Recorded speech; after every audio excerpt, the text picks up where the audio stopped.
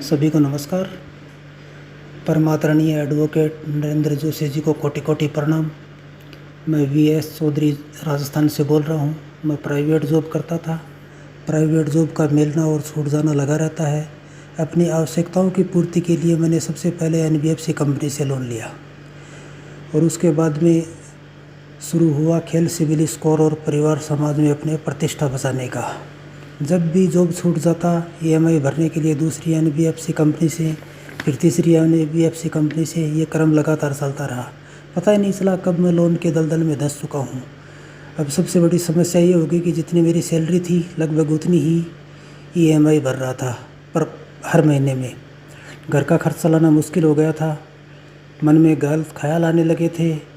Recovery वालों के call आने लगे, धमकी देने लगे कि हम आपके घर आ रहे हैं।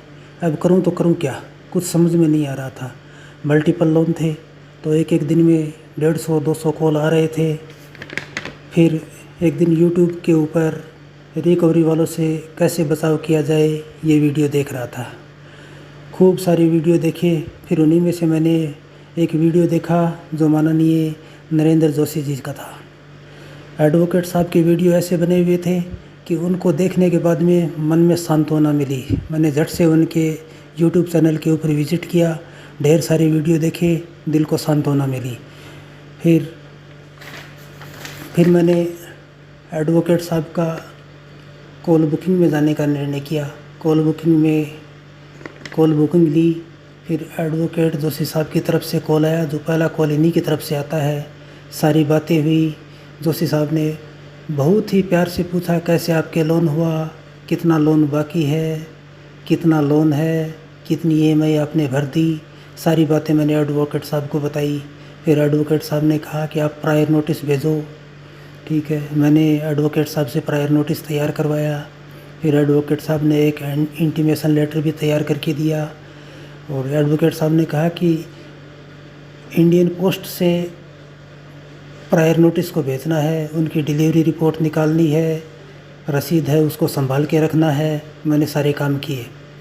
फिर रिकवरी एजेंट जब भी आते तो मैं उनसे एक ही बात पूछता कि डीआरए लाइसेंस है आपके पास, अपना आई कार्ड दिखाओ, मेरा होम विजिट लेटर है वो दिखाओ।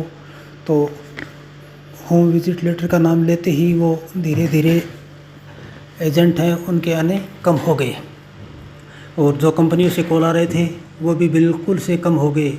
उसके बाद ना ही तो रिकवरी एजेंट आए और ना ही कॉल आ रहे थे। एक मायूस इंसान को नई ज़िंदगी मिल गई जोशी साहब के कारण। एक बार फिर मेरे को सेक्शन 25 का नोटिस आया। जोशी साहब के द्वारा उसका रिप्लाई दे दिया गया।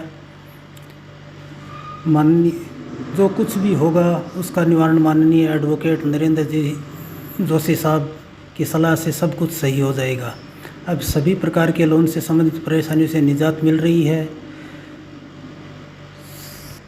लोन के लिए सेटलमेंट लेटर भी आया था, लेकिन वो 70-75% का था। मेरे पास में इतने पैसे थे नहीं।